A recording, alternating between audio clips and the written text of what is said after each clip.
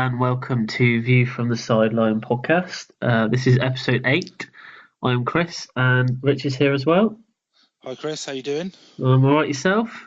Yeah, good, thanks mate, good. Yeah, good. And Rich is just going to quickly discuss what's going on this week. Yeah, so coming up in this week's episode, so episode number 8, weekly teaser is back again. Still no correct answers. I've reliably been informed that I should get this week. You might get it, or you could take a very good guess. I'm feeling the pressure, but there is no pressure really because neither of us have got any right. No. So this week Chris has got the teaser. Then we go into the weekend review covering the Premier League, and we're sticking with the lower leagues as we've been doing for the last couple of weeks. Part 2 will see this week's special topic, which is about the special one, Jose Mourinho. So Chris and I will be discussing Jose this week. Then we'll touch lightly on last week's predictions, and then we'll finish off as normal, letting you know what's coming up next week. Okay, so teaser away, Chris. Teaser away. So, as we all know, this week we one of our finest ever English defenders retired from football. None other than John Terry. What player? Do you know what, Chris? I did think whether we'd get through the podcast without mentioning John Terry. Oh, we're literally two minutes in. I've mentioned him already. I thought he'd pop up somewhere. This week's teaser is dedicated to him, basically.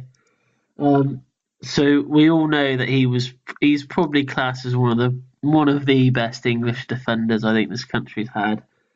But Rich, the teaser this week is: how many England goals did he score in his career? This is going to be a guess, but this is what I said. If you didn't know it, you could probably take a good guess. But yeah, I don't think it's going to be that many. How many did he score for England? Okay. Well, that's the teaser. We'll come back to that a bit later on. And maybe Rich gets it right this week. Maybe. But we'll go straight into the weekend review for the Premier League games. And we will start with I think it was Friday night kickoff, wasn't it? The Brighton West Ham game. Yeah, Friday night, that one. So we'll start there. I just want to say, I didn't realise this, but this is actually Brighton's first clean sheet of the season, which I thought was quite strange, considering I think they haven't been playing that badly. Glenn Murray getting the only goal of the game, but I think probably the talking points are West Ham losing the game after having so many chances, and obviously coming back off a win last weekend against Man United and a good draw against Chelsea. You know, for them, I think they'll probably see that as a quite a big defeat for them. I don't know what you thought.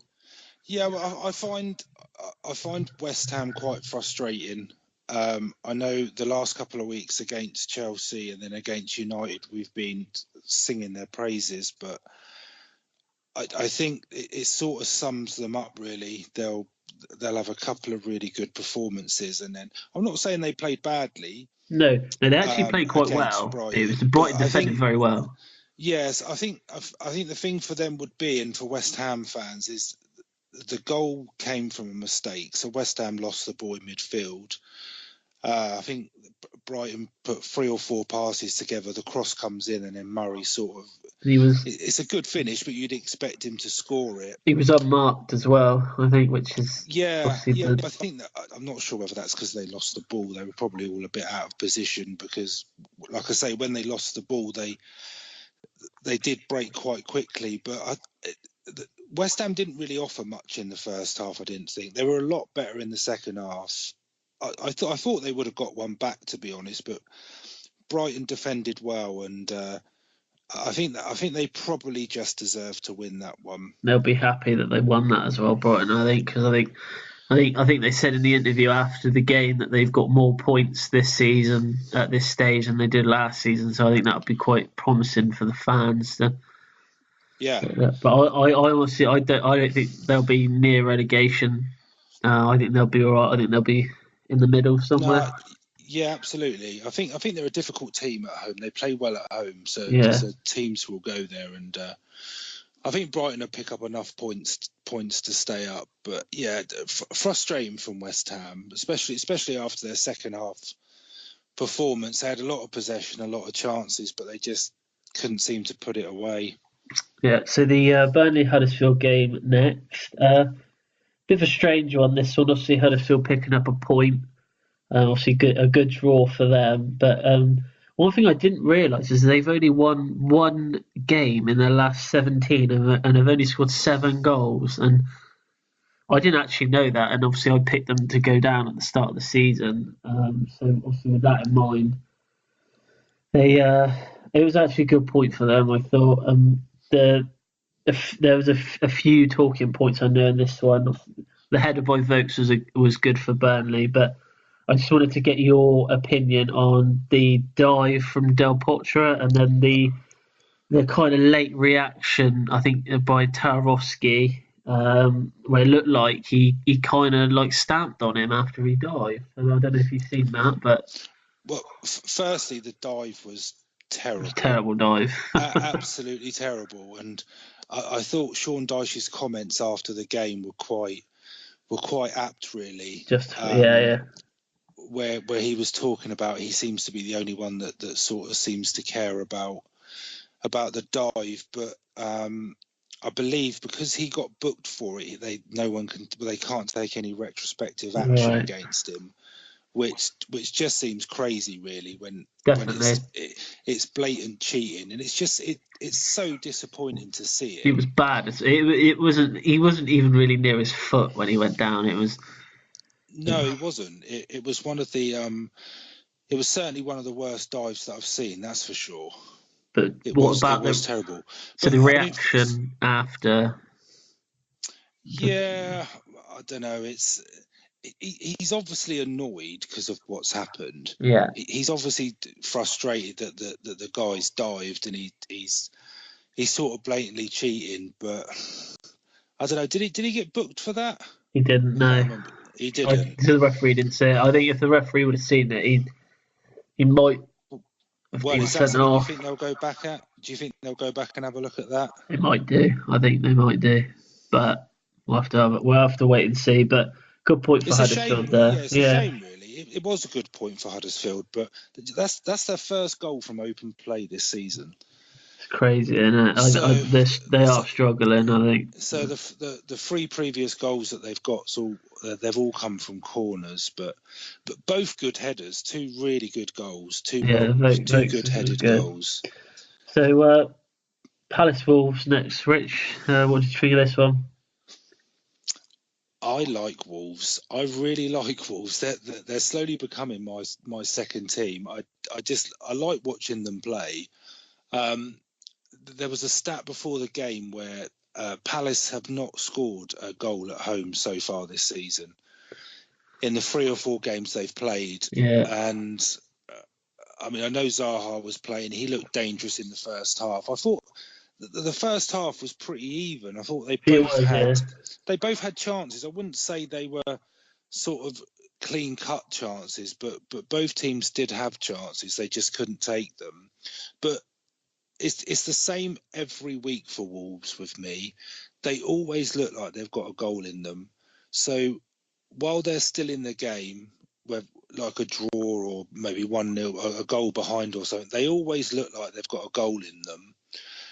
So I thought it was a good win for them, really. I think they're doing well this season. The table doesn't lie. They deserve to be where they are.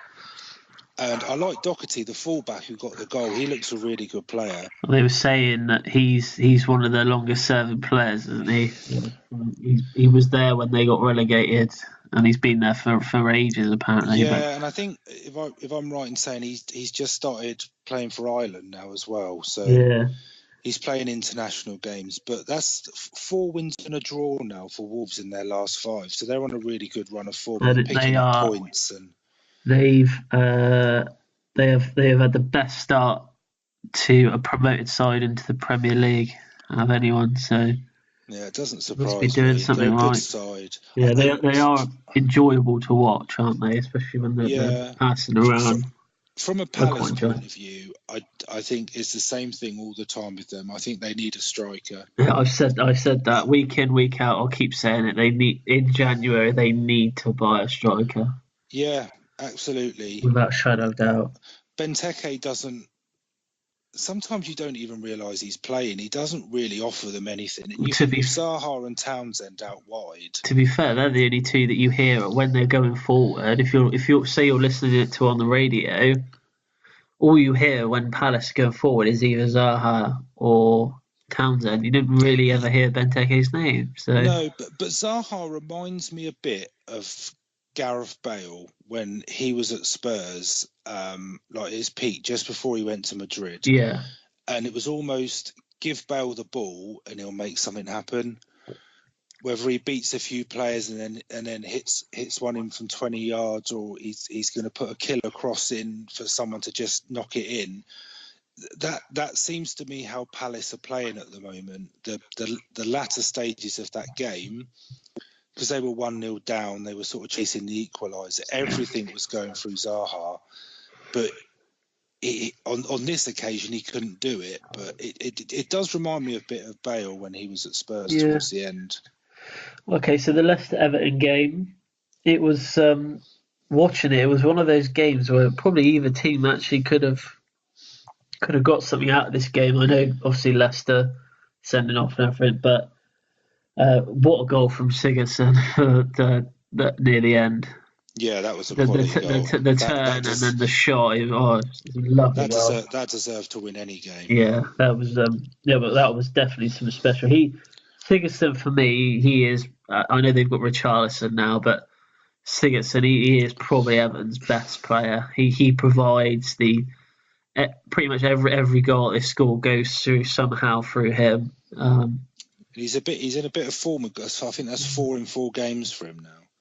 So he is knocking them in a bit. But I think that on paper, I think it was quite an even game. It was, yeah. I think the early goal for Everton, I'm not sure what you think about it, but I'm putting that down to a goalkeeping error from Schmeichel. Yeah. I'm not entirely sure why he was where he was, and then when he sort of went to try and punch the ball or whatever he tried to do, he almost sort of brushed his fingertips, and then it was a simple finish, and they're 1-0 down, then they're chasing the game. But they did. I thought after they'd gone 1-0 down, I thought Leicester actually played quite well, but they did. And Vardy's so dangerous. When he goes forward, he's got the pace. He plays on the shoulder, doesn't he? And if they put something over the top, he likes those over the top balls, doesn't he? You can see every time they've got it in defensive midfield, you can see him. He's always looking to make the run in behind.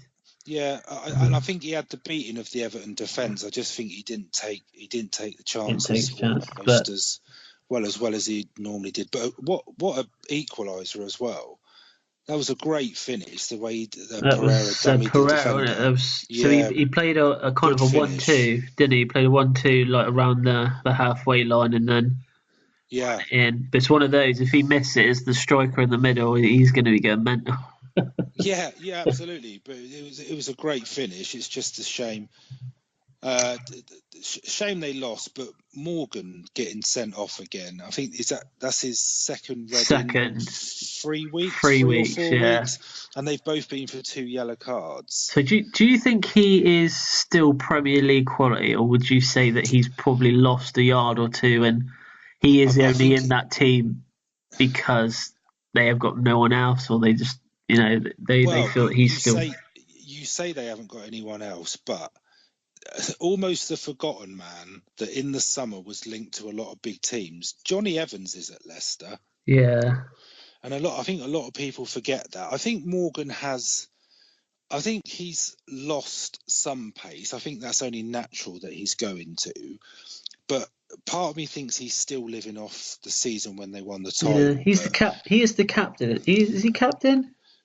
Yeah, I I think think he's he's the captain, club isn't captain. he? Yeah, but it was interesting. There was some Leicester fans on a podcast that I was listening to over the weekend, and one of the fans was saying that he thinks that the decision, like squad selection, like team selections, being made above the manager's head, So and not that's why, through pure.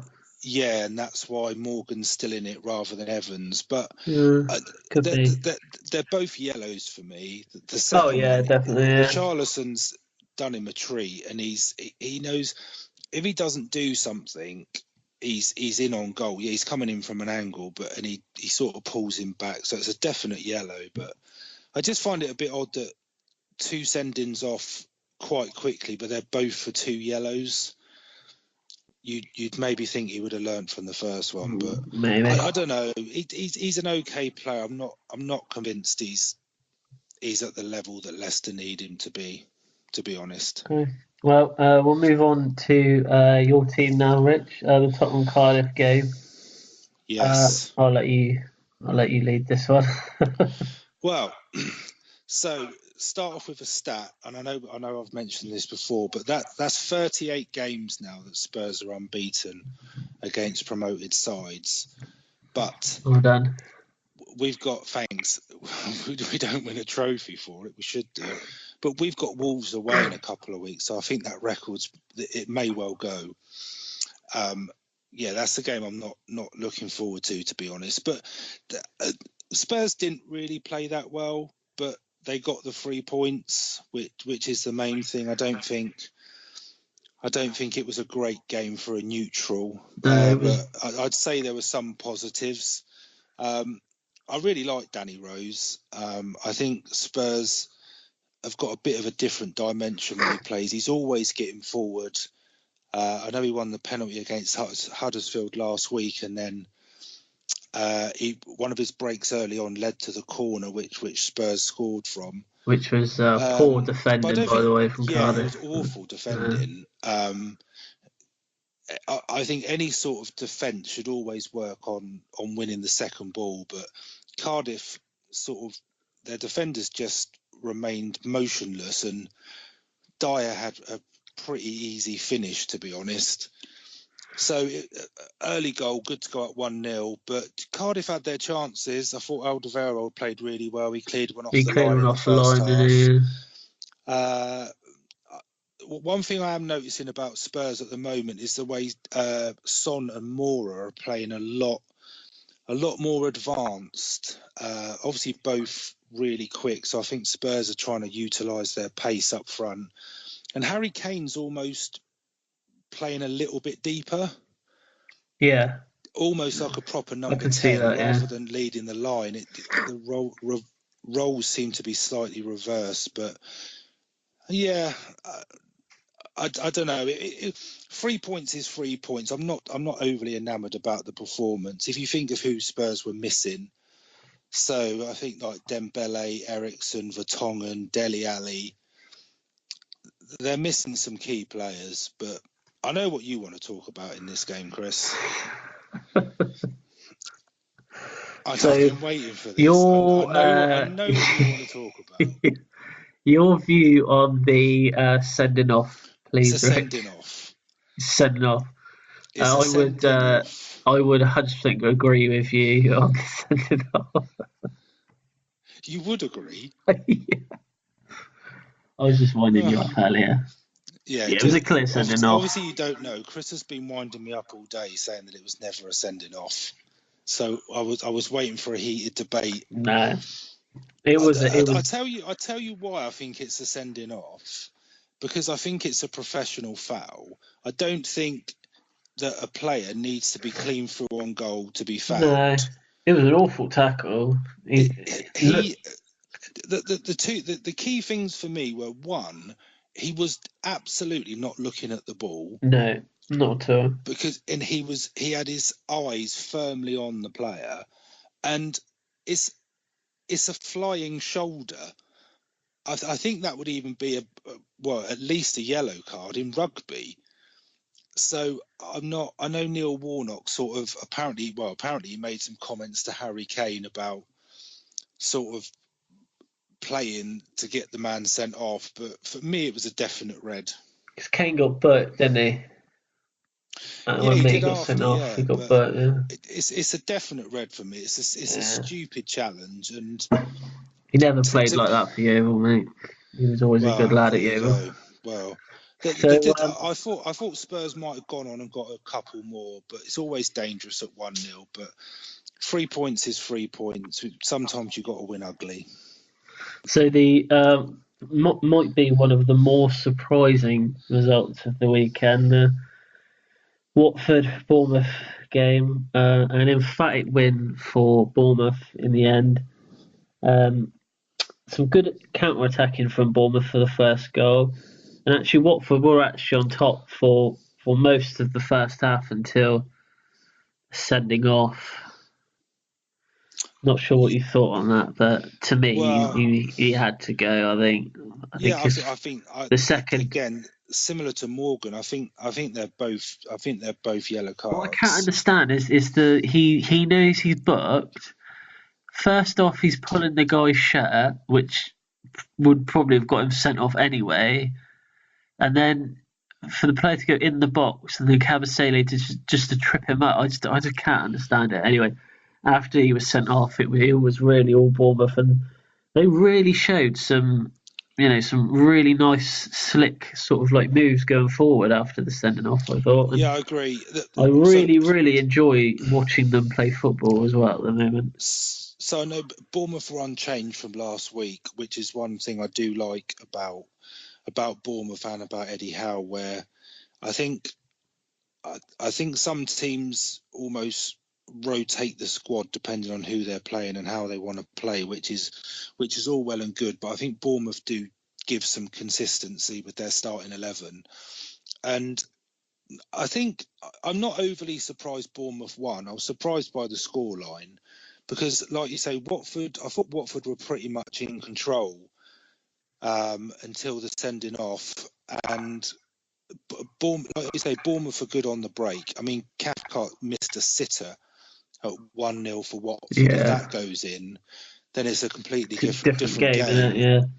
Yeah, but the second yellow, I mean, King gets goal side of him, and it's almost as if it's similar to the Morgan one. He knows he's out of position. He knows he's been done. And it's almost as if he hasn't got a lot of other. Well, he obviously has got a choice, but he just pulls him back, and that completely changed the game. You could tell the Bournemouth fan, all the Olays started coming out with the passing and stuff, and it almost felt like a testimonial to me towards the end because it was so Yeah. one-sided that the score line was 4-0. It was already done. It's just like I think Watford were just waiting for the final whistle, but. Well, Interesting that's Bournemouth's sixth penalty in the yeah, last I 8 saw that. games. That's quite They a get a lot. lot of penalties, Bournemouth do. They're having Bournemouth are having a good season when their fans are chanting "Ole" every time they pass the ball. Yeah, absolutely. Yeah, absolutely. So we'll Yeah, move. but a good win. Yeah, we'll move on to the Man United Newcastle game. Now, if there was ever a game of two halves, this was definitely it. I know we're gonna obviously talk about Mourinho in a bit more in depth later, so I'll just briefly go over this one. Newcastle actually dominated the first half, and obviously it wasn't great defending for both of Newcastle's goals from Man United. Then obviously Mourinho decided on making a change after about 20 minutes to take Bailey off and put Mata on. Didn't help at first, but then obviously in the second half, I'm not sure what he said to them at half time, but they came out looking like a completely different team. And I think it was one of those where when they got the first goal back, the free kick from Mata, you could almost tell that the game was about to change, and mate, they just kept going forward and forward and forward. And fortunately for Newcastle, It's another defeat. United couldn't have got much worse in the second half, though. The thing No. I found interesting from the start of that game is two things, really. Is that Newcastle, I know we said last week when Newcastle lost to Leicester at home, and we were talking about how you would expect Newcastle to come out, be a bit more attacking when they're at home against a team that you almost think that it's a good game for them to get a result from. Yeah. That's how Newcastle started. How they've been playing this year, going to Old Trafford and starting the way they did would be the last thing I would have thought they did. United didn't help themselves, to be honest. I think Newcastle's second goal, when he gets the ball in the box with his back to goal, he should never be allowed to turn and get a shot away. It was almost Not at this level, but that reminded me of the second goal against West Ham the week before, where in the box they were just backing off. They were backing off and backing off. And Newcastle absolutely deserved to be 2-0 up. And the bit for me that the game changed on was the handball. I don't know how the ref missed that from the free kick. Yeah. Well, I think it was Ashley Young jumped up with his arm out. And the ref didn't even give a corner. He gave a goal kick for that. Shelby was not happy, was he? You wouldn't be. No. If they get that penalty and they convert it, they're 3-0 up. I think it's game over. So how he missed that, I don't know. But I'm kind of with you. I mean, whatever happened at half time, they couldn't have been as bad as they were in the first half. And although I think Mata scored in around the 70th minute, you always thought they were going to come back. It's just like a way back what United do. But I think they underestimated Newcastle, to be honest. They did. I think some of the teams, I know, like you say, we'll talk about Mourinho later, but I think some of the team selection that he made with Sanchez on the bench and Mata on the bench, I think he may have underestimated them a bit more. But when they came on, the game was changed. It was a good game as well. But anyway, Fulham, Arsenal next. Well, you would expect Arsenal to win it, but it was a really good win for them. Nice to see their strikers getting some goals as well. That's because you said it, Chris. That's what it is. Ever since I mentioned that they don't score any goals, they've both combined probably scored about 10 goals. Yeah. Which is very annoying. So yeah. So hopefully Tottenham get relegated. If you're listening. Yeah, good one. Good one. It's kind of watching Arsenal mould, really. I thought that's exactly what I was. The way that they were playing, they were, stringing some really nice passes together, and I know, they were all not criticised for it in the past, but they were always known as that team that kind of walked it into the net. But yeah, exactly. That's how I think. That's how I think they're playing at the moment. Yeah, felt like that. So we had another number on from last week, so that's their 6th league win in a row now. I think they had something like 5 attempts on goal in the second half, and they scored 4. That's where some teams fall down because they don't take their chances. No. But it was just every time that they got forward, you could just tell that they were expressing themselves really well, and they knew that they could get a goal. I do think for Fulham, I picked Fulham to go down, but I think they play pretty football, and they try to do it the right way by keeping the ball on the deck and passing it around. But I think they need to be a bit more boring. I think they need to be a bit more I know rugged. What you mean. I don't think that they have gelled. The players that they've bought, it doesn't seem like they're always on the same page. But I think they're the only team in the Premier League that hasn't kept a clean sheet this season. Fulham. And I think But you that's can going to see be their why. problem. You can definitely see why. Yeah, but especially with Aubameyang, I mean, he plays right on the shoulder of the last defender because he's so quick. He's so quick, isn't he? He's so hard to chase. Dangerous. You could almost see it coming because Fulham aren't the best defensively, and Arsenal look awesome going forward. I hate to say it, but you got to give credit where it's due. Yeah, definitely. A good win. Like I said, it just felt like I was watching Arsenal like 10, 15 years ago, really. I thought it was really good. Anyway, we'll move on to the Saints-Chelsea game. Quite a straightforward win for Chelsea, I would say. Although Southampton did create a few chances. I think it was your socks. I think it was your bright orange socks that just almost. It's a weird combination of like shirt and sock colour, isn't it? That's all I thought. I thought that as well. When I first saw it, I thought it was one of those where those socks don't go with that kit, but because the socks they had clashed with Saints' socks, yeah, to just wear like. Where you like sort of wear your away shirt, your home shorts. They'd have to quickly go to Sports World to get some socks. I just want to say, talk about two players really that I was impressed with at the weekend for Chelsea. One was Ross. he'd still get in that team, I'm telling you now. Barkley, Ross Barkley is probably the best I've seen him play for Chelsea. I know he hasn't had a lot of chances, but I think maybe getting called up for England maybe helped his performance a little bit. I thought it was actually a game where, because he is known for a stray pass or two, but pretty much all the passes that he made were pretty good. But obviously, Hazard, I think, what would we do without him, really? I'd go as far to say, on current form, I think he's probably the best player in the world at the moment. He's literally on fire at the moment. Like, he's top goal scorer in the league. He's assisting goals at the same time.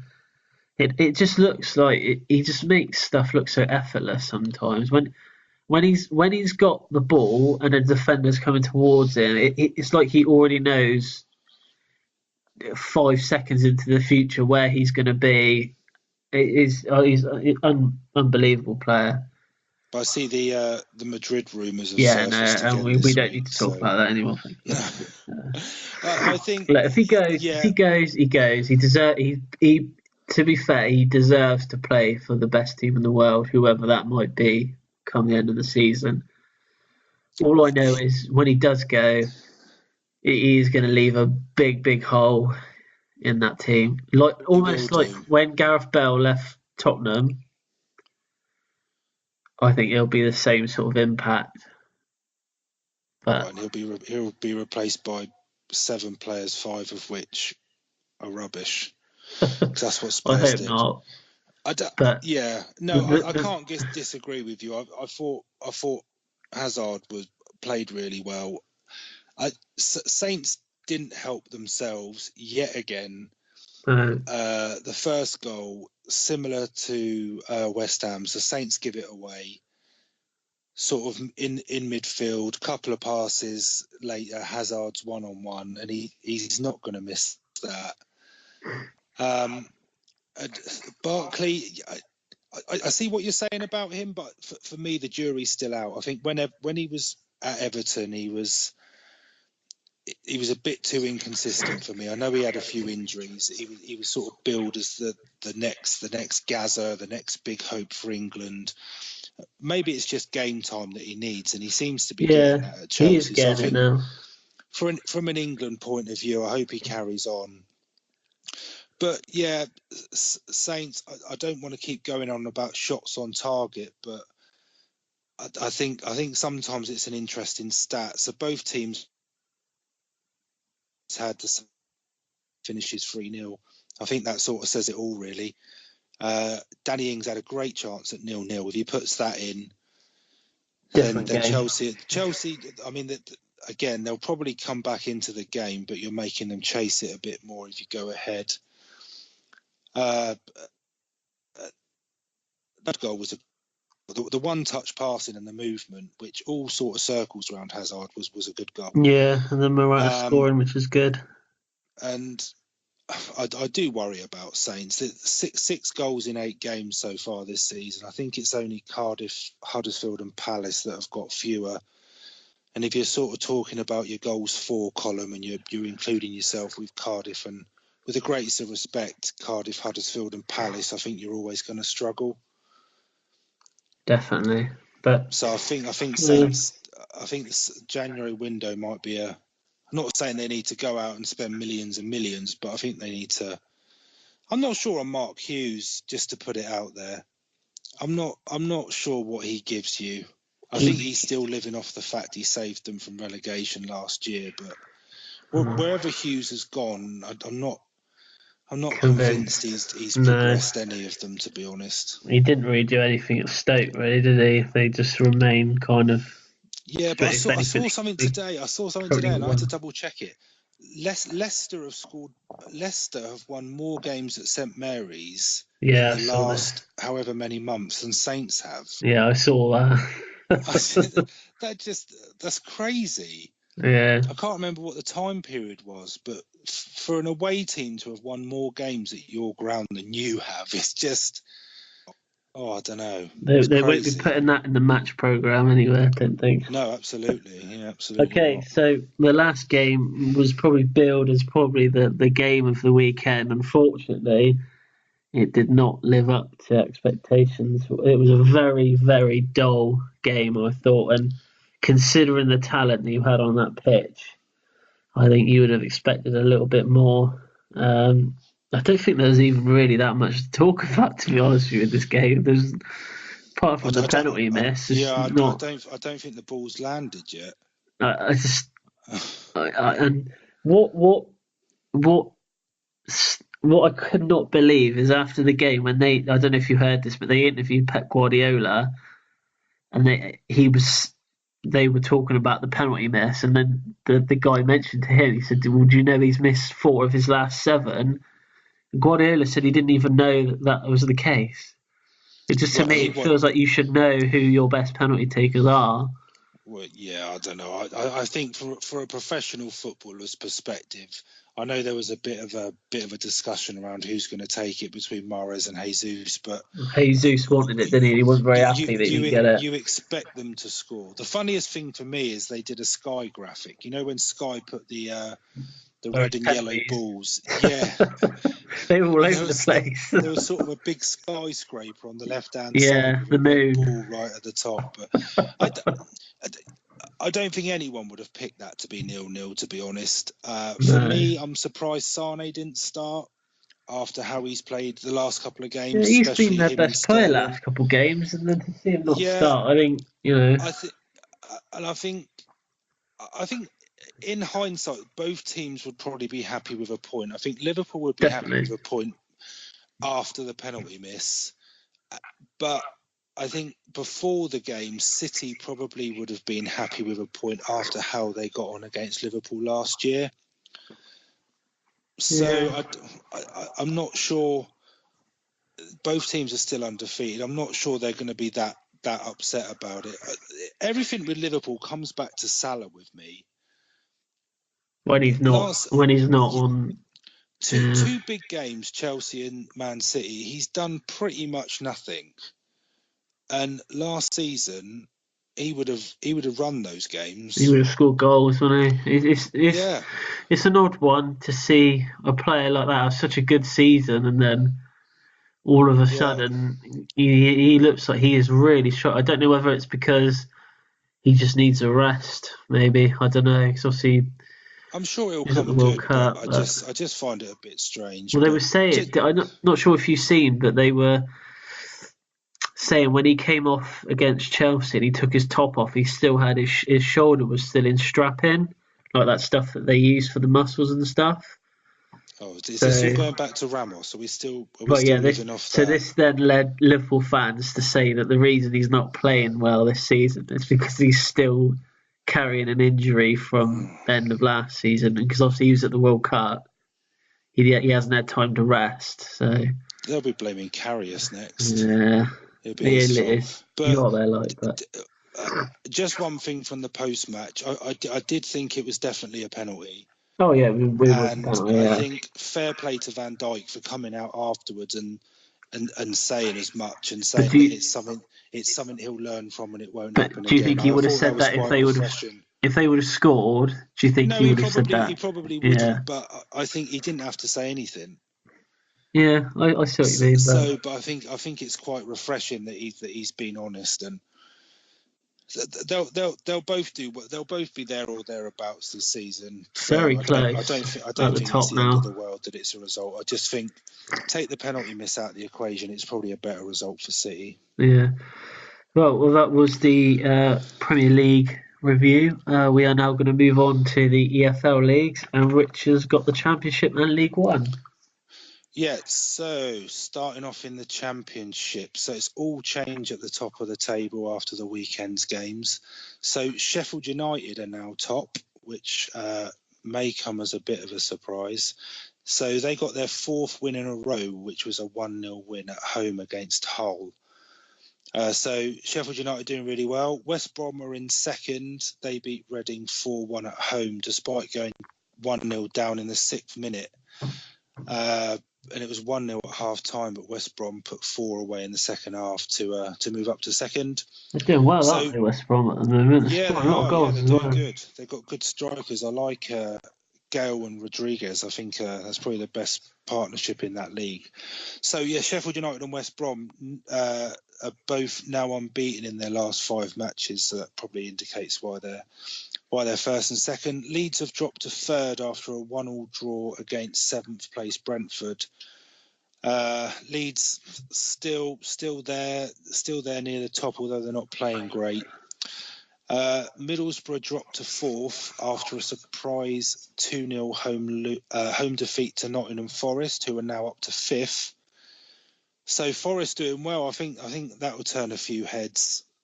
They're playing well at the moment. And Sheffield Wednesday make up the playoff spot in sixth after a 2-1 win away at Bristol City on Sunday. Bristol City have now lost 3 of their last 5 with no wins. But the interesting thing it's at the top of the Championship is it's all sort of old Premier League teams: so Sheffield United, West Brom, Leeds, Forest. So it looks like they're on a mission to get back into the Premier League. It's the usual suspects bottom grade: Preston, Ipswich, and Hull. Although Preston and Ipswich did both pick up wins at the weekend, and good wins they were. So Preston won 4-0 against Wigan, and Ipswich got a 3-2 win away at Swansea, which I think is a really good result for them, but they're still in the bottom 3. And as we've already mentioned, Hull, who are bottom, lost 1-0 to Sheffield United. But I know we said this last week, but just to sort of emphasise how close it is, the 6th place to 18th place in the Championship, there's only a 5-point gap. And bottom to 18th is only 6 points. So it's really close in the Championship. On to League One. So Portsmouth remain 3 points clear at the top, despite losing 2-0 at home to Gillingham. Peterborough in second also lost, going down 4-0 at home to 4th place Barnsley. So the top 2 is as you were, but they both lost. But their earlier form is keeping them up there. 3rd place Sunderland won 2-1 away at Bradford. Both teams finishing that game with 10 men, but again a good win for Sunderland. Walsall and Doncaster make up the playoff places in League One. Walsall getting a 1-0 win away at Bristol Rovers. Doncaster lost 4-0 though at home to Fleetwood, which Fleetwood's Joey Barton, isn't it? Am I right in saying that? Yeah, so a good win for Fleetwood. Bottom 4 is Bristol Rovers, who, as we mentioned, lost at the weekend. Bradford, again, they lost to Sunderland. Plymouth are now off the bottom after a 1-0 win at home to Wimbledon, which leaves Oxford rock bottom and 5 points from safety already. And that was even though they got a point in a 0-0 draw away at Southend. So that's League One. Okay, so moving on to League Two. Lincoln now move 4 points clear after their win against Crewe. Exeter in second, Newport in third. Both drew. Exeter drew 2-2 with Yeovil, and Newport drew away to Forest Green. MK Dons are up to fourth after an impressive 3-0 win against Cheltenham. And Stevenage are up to fifth after they won 3-1 against Colchester. Although they left it late in that game, they scored 2 goals in the last 6 minutes. Forest Green and Tranmere make up the rest of the playoff places. Tranmere probably in the game of the day in League Two. They won 4-3 away to Morecambe and scored an 89th minute winner. Moving to the bottom half of the table, Macclesfield remain bottom. They lost 1-0 to Notts County. Still no win for Macclesfield. Notts County, after a really poor start to the season, are actually second in the form table now. So they've really changed things around there. Cambridge second from bottom after their 2-0 defeat to Crawley. And Northampton moved closer to the bottom two as they drew with Swindon, and Grimsby won against Port Vale. So that was the EFL roundup. Is it only 2 teams from League Two that go down? Yeah, only bottom two. So, but again, it is close at the bottom. I think it's like with I think it was the Championship. You said there's like 6 points literally between I think 11th and bottom. So I think it was 6 of the bottom 12 won this weekend. So how did Yeovil get on, Chris? They drew 2-2 with Exeter, Rich. They did. It was second. Oh, that's right. Yeah, you had that in the predictions. That's a little bit better. Since they won 6-0 against Newport, they've struggled a little bit. So yeah, we'll see how they get on. But they're one of those teams where you never really know which year was going to turn up. So yeah, so that was a roundup of the EFL. So that is the end of part 1.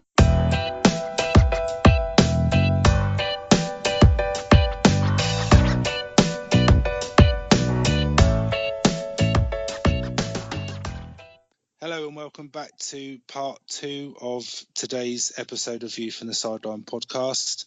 It's now time for our special topic this week, and it's all about this man. We have top players, and I'm sorry, I'm a bit arrogant. We have a top manager.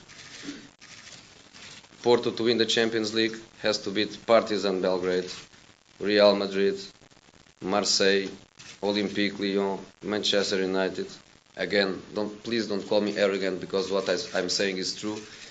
I'm European champion, so I'm not one of the bottle. I think I'm a special one. So, Chris, I think it's only fair that you start us off this week on Jose, seeing as he is one of your heroes, being a 2-time Chelsea manager. Yeah. Obviously not having the best of times at the moment. So let's discuss. Yeah. So obviously at the moment he is up against it at the moment. I think that is fair to say. But I think what we'll discover over the next sort of like 10-15 minutes is that, you know, some of it is down to what he does, I would say, off the sort of pitch. But we'll get to that anyway. But yeah, well, my thoughts on him, obviously, when he first joined Chelsea back in 2005, you know, he was not someone that I obviously just come off the back of winning the Champions League with Porto. But other than that, I don't think many people had heard of him. But then to have the season he did in his first season at Chelsea, you know, to break the record for the most points in a Premier League season, I think that was such an achievement. And I'll be completely honest, I don't think Chelsea would necessarily be where they are or have won as much as they have, probably without him, his 2 reigns at the club. I think I think he set the club up well. The players that he brought in, just the list of players that he's brought into the club. All right, some of them are questionable, but he brought in players like Didier Drogba, Joe Ashley Cole. Those sorts of players that made up the spine. Obviously, we had Terry and Lampard already. We had Cech, Terry, Lampard, Drogba. That was the spine of the team, and that was a lot down to him. But yeah, I can't really say a bad word about him just because of what he did for our club. Both times probably left, not on a great note.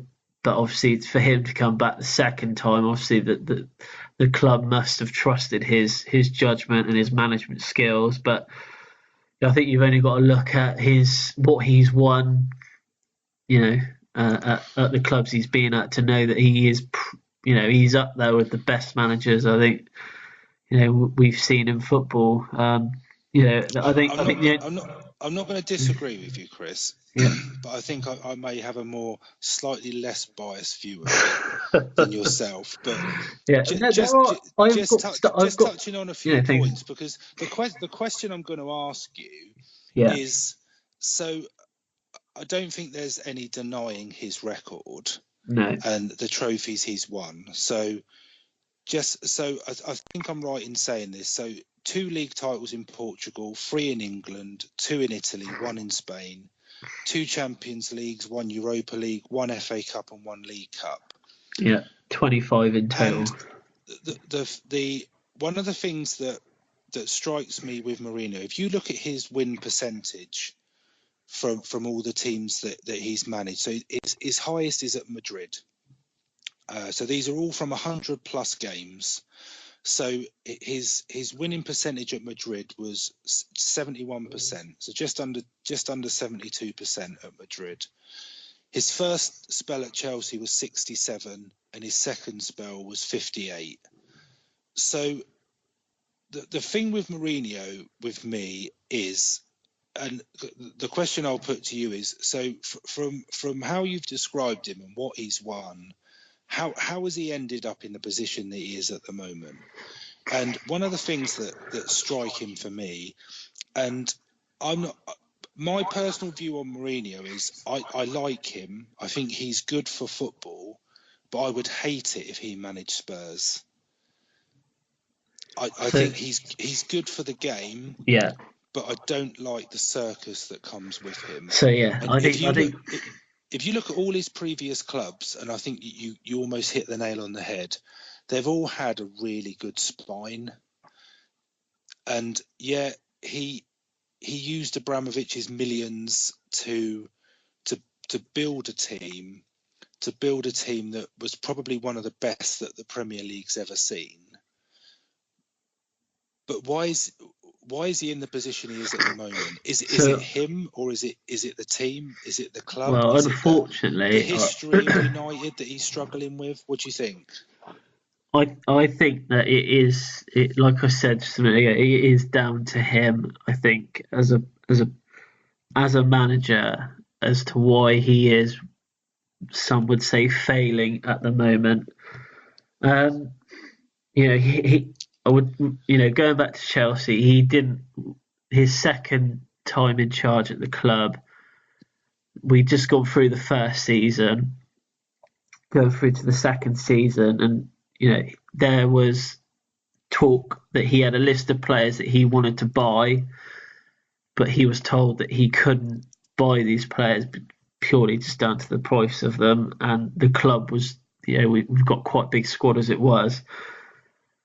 He ended up falling out with the players, but this was due to the incident with the physio. I don't know if you remember. Can you remember that? Yeah, Eva. Yeah. So there was, there was. I think it was well documented in the press that what happened at the club, and unfortunately, I think because the way he handled that, he actually lost the dressing room. And he's almost done something very similar here at Manchester United as well. I think openly criticising players, I don't feel that is the way to get a player motivated. No, I it's think, not. I completely agree with you. you And know, he's almost.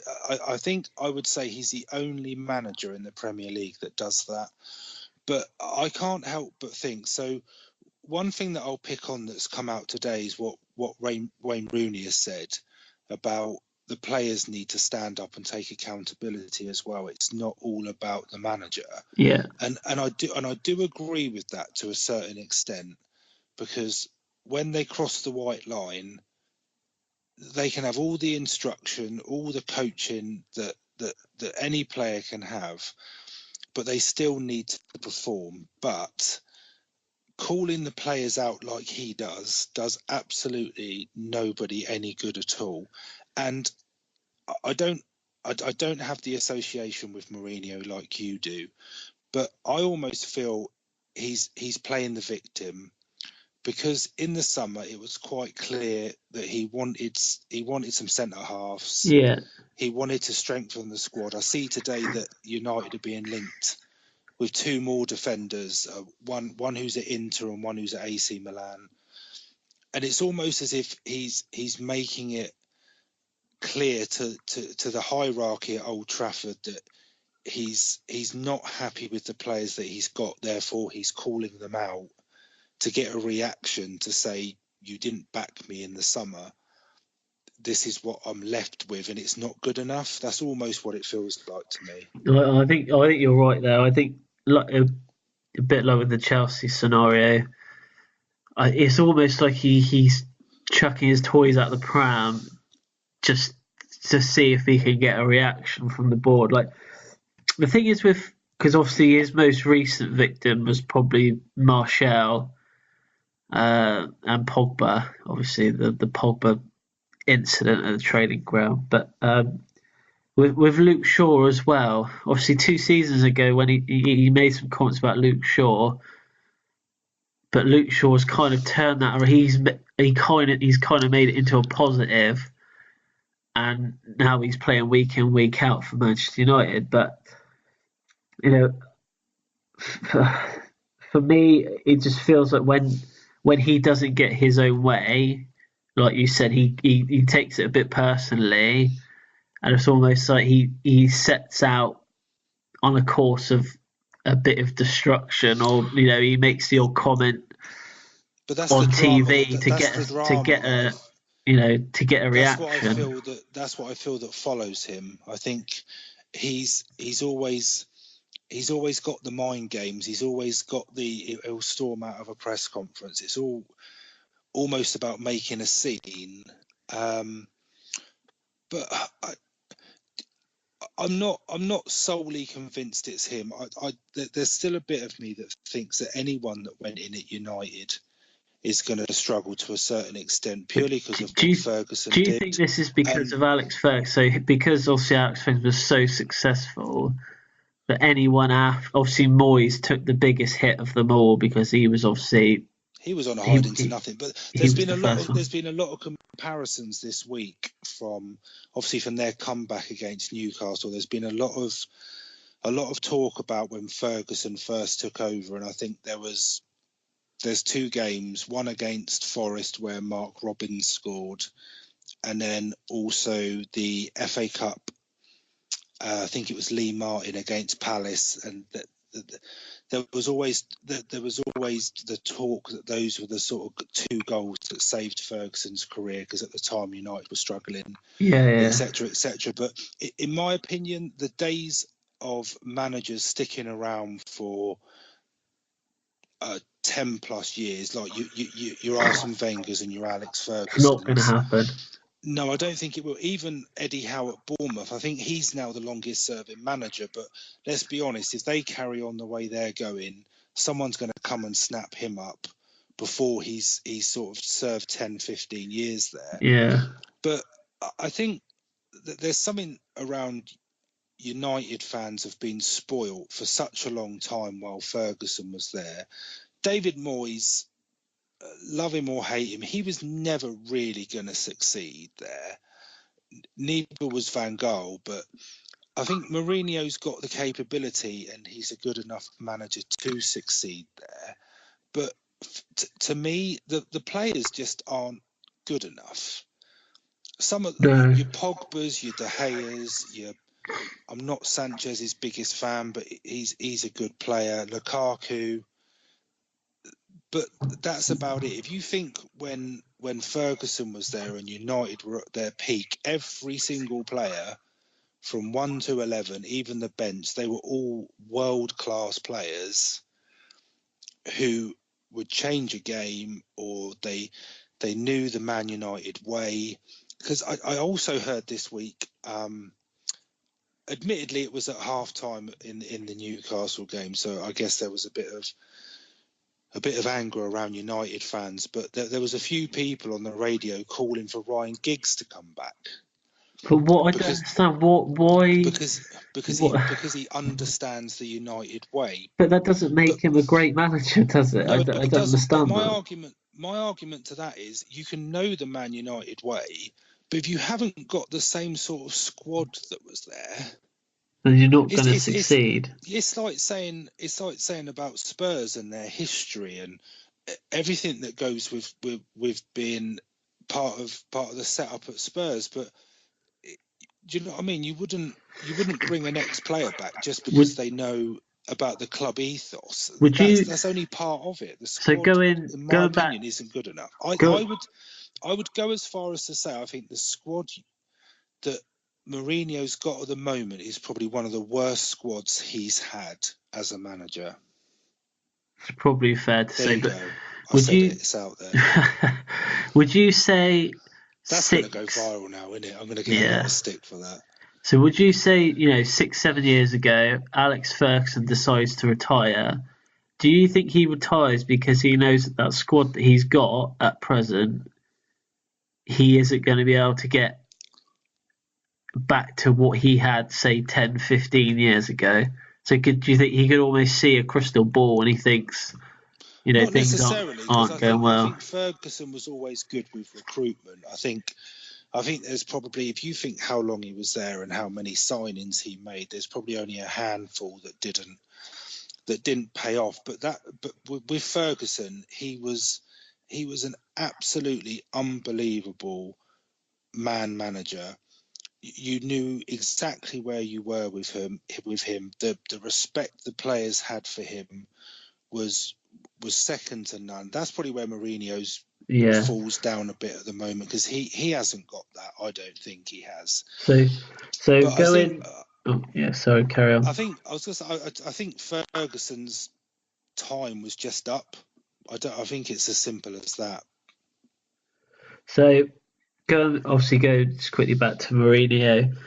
Now I've got something in front of me here that might see why some of the board find it difficult to work with this guy. So these are the suspensions that Mourinho has had since being a manager. I will quickly just run through them. So his first ever ban was one match, was Porto. So during a Porto game, he prevented a quick throw-in as his defence was out of position. He got one match ban for that. He then got a 2-match ban and a €16,000 fine because he accused the referee of being biased in a game between Chelsea and Barcelona, which the referee was totally biased in that game, by the way. Chelsea should have had a penalty at the end. You might remember it is the one where Michael Ballack chased the referee halfway up the pitch, but you might not remember that. Sour grapes. After that game, a referee chief labelled Mourinho an enemy of football. He got a €75,000 fine for meeting with Ashley Cole whilst he was under contract at Arsenal. A 1-match ban and a $30,500 fine for abusing a referee whilst managing Inter Milan. 1-match ban for sarcastically clapping a referee whilst at Inter Milan. A 3-match ban and a €40,000 fine for symbolising his hands were in handcuffs at an official after he said that the officials in Italy had it against him. He got a 1-match ban and a $33,500 fine for suspicious yellow cards when Ramos and Alonso picked up deliberate yellow cards in a Champions League game, so they wouldn't be banned for the second stages. I'm going to stop you there, Chris. The reason I'm going to stop you is because I don't think that that's necessarily anything out of the ordinary. I think that's who he is. I think that's what you get when you hire him. There's probably even a part of that which is because of who he is. People do. Not all managers, but I think things like that go on, like the Ashley Cole thing, for example. If you're telling me that doesn't happen day in, day out with footballers, it just doesn't get publicised. I think. Do you think it's because of his name? Probably. I think it comes with the territory with him now, because anyone who's going to sit in a press conference and pretty much say, "I'm the special one. I'm better than anybody else. This is why I'm here. This is why I get paid the money that I get paid." He is going to draw attention to himself, and as long as he's winning, like I know that the ones that you reeled off there, at those points he was winning trophies. Yeah, I wouldn't have expected that the board and the club were that bothered. If he's getting a 1-game ban for flashing an imaginary yellow card or pretending he's in handcuffs, and he has to sit in the stands for a couple of games, yet they're winning trophies, I wouldn't have said they're that bothered about that. No. But that all points for me back to him being the victim. So you think he's playing the victim? I can see what you're saying. Maybe everybody's against him.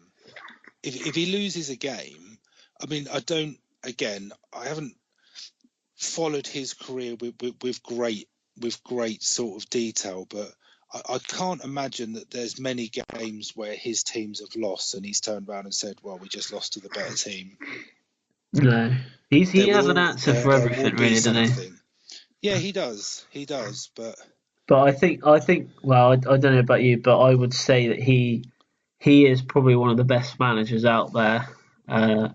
When he's winning games, I think it's almost like his team are untouchable. I remember when he was at Chelsea and we went, I think it was like 77 league games at home without losing. I have got a stat. Let me find it. It's something about him. Oh, he didn't lose a home game for 9 years. Did you hear about this?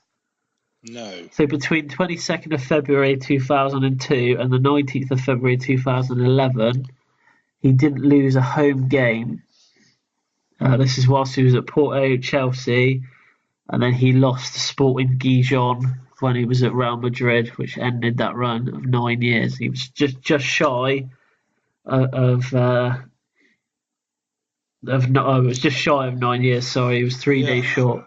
I don't think there's any denying he's a good manager. I just think he's. A summary from my point of view is that he's not used to being in the position he's in at the moment. He's not used to being the manager of a huge club that are struggling and not winning games, that aren't fulfilling their potential, and they're in a league where, let's be honest, they're probably third favourites to win the league this year. If you look at all the teams he's been at before, they're always number one. Chelsea would be favourites to win the league. Madrid would be. Inter at the time were probably one of the favourites in Italy. I don't think he's used to being where he is, but I can't see him leaving United, to be honest, because I'm not sure who else is there. I heard the most crazy thing the other day where a United fan said they need to sack him and bring in Sam Allardyce.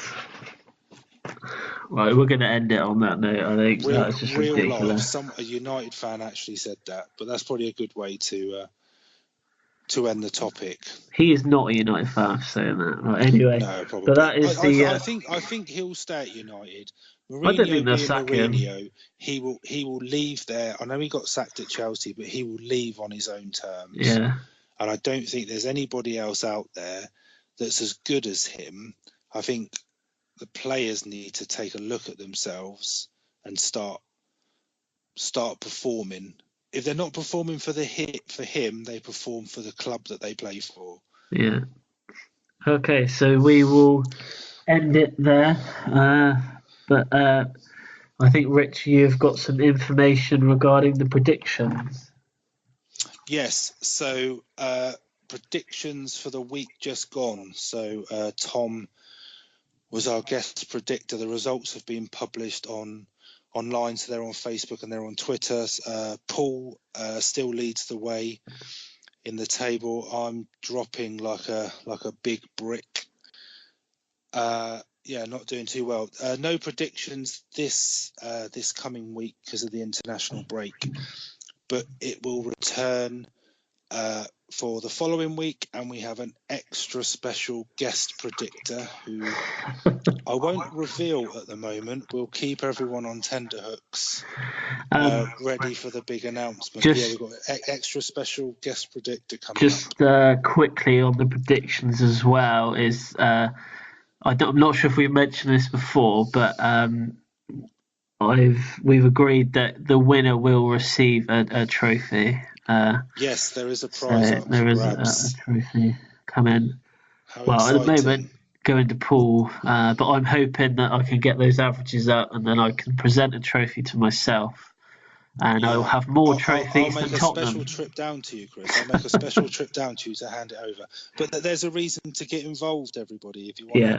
If you want to win a money can't buy trophy, then just let us know if you do want to get involved. Just let us know. We don't have to know you. It doesn't necessarily have to be someone that we know. It needs a listener that we don't know. I know it is open to everyone. So, Rich, the teaser. How many England goals did Sir John Terry score? Sir John Terry. Okay. There is absolutely no knowledge behind this at all, Chris. Okay. And I'm purely going to go for the first number that came into my head. And there's a reason that it came into my head.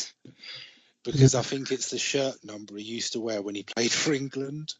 And it is purely based on that. That's the only thing I'm going by. Plus, it's a low-ish number because I can't imagine he scored that many. I'm going to go for 6. So, is that your final answer? That's the first number that came into my head. I knew he wore 26 for Chelsea. And if I'm right, Ferdinand used to wear 5. And I'm sure Terry used to wear 6. And it's a low number. So I'm going to go for 6. So you said Rio Ferdinand was number 5? I think so. I might be wrong. One was 5, one was 6, but 6 came into my head. Should have gone with Rio. Rio's. Oh, you should. Oh, no, mate, I'm joking. I'm joking. You got it right. Did I really? It was 6. Yeah. Oh no! Did he really? Yeah, he scored 6 England goals. Hold on, I'm going to Google that now just to make sure that I'm right. Yeah, he did get 6. That has got to be the most lucky guess. Well, I did tell you. I said if you didn't know it, you could easily guess it. So well done, Rich. I would have said it was under 10. You are the first person. Well, person. Well, I say person. There's only 2 of us that does it. You are the first to get a weekly teaser correct. We're going to have to think of a new feature now, Chris. Oh. Now that one's gone. Well, I'm chuffed with that. Well, you won't win a trophy. I can't afford 2 trophies, I'm afraid. So. Oh, well, good times. Well, on that note, it's kind of... Now I feel obliged to give you an easy one next week, but I won't. Oh, yeah, but so next week, obviously, no Premier League games next week. We've still got the EFL, so we will be still doing a review on the EFL games. Rich, have you got anything to say about next week? So it will be a special episode next week. We'll still be recording. So you may remember a few weeks back we did our Premier League 11. So we're going to do a similar sort of episode, but a different topic. So what we're going to look at next week, and sort of following on slightly from what we spoke about with Mourinho, we're going to have a chat about the pressures that are on managers at the moment, and the sort of rumours that fly around about sackings, etc., after only a handful of games. So we're going to try and give you a bit of an insight into that. So we'll be talking about that, and we're going to give you a special topic as well. So we're going to split it into two next week. So Chris and I are going to talk about our journeys within football. So how we sort of fell into loving the game, playing when we were younger, how we got to support the teams we support, and I guess how we kind of ended up where we are, Chris, doing the podcast. Yeah. Well, it'll either be very interesting or it'll be extremely boring. Let's hope it's hopefully the first one you just said. But if you if you like the podcast, just remember to give it a listen on YouTube, Spotify, or iTunes. I'm just going to say, Chris, sorry to interrupt. Yeah. I've got a special surprise for next week's podcast, but I'm not going to tell you what it is yet. You'll have to wait till next week. A special surprise that. Yeah. Well, okay. So if you like to get in touch with us, you could just use any of our social media. So we're on Twitter. Just search View from the Sidelines. Same with Facebook and Instagram. Leave a comment. If you want to get involved in predictions, let us know. We've got a few people lined up, but if anyone else wants to get involved, more than welcome. And if you've got any views on Mourinho, if you've got any views on football, literally anything, just let us know. And maybe we can discuss it on the podcast. But that is about it from me. So I will say goodbye and hand you over to Rick. Yeah. Just to echo what Chris said, if you want to get in touch, want to get involved in the podcast in any way, please just drop us a line. Thanks as always for your continued support, and we'll speak to you next week.